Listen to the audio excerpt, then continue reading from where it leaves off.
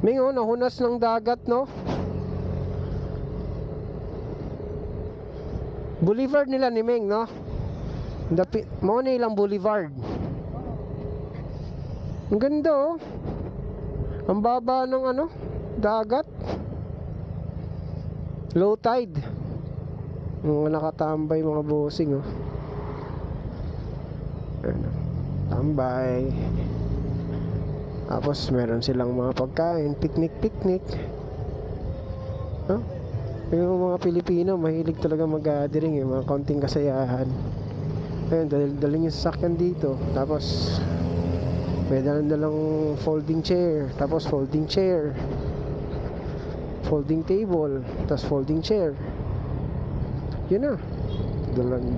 Dalang baon. Kain na, di ba? Makakita lang ng magandang view.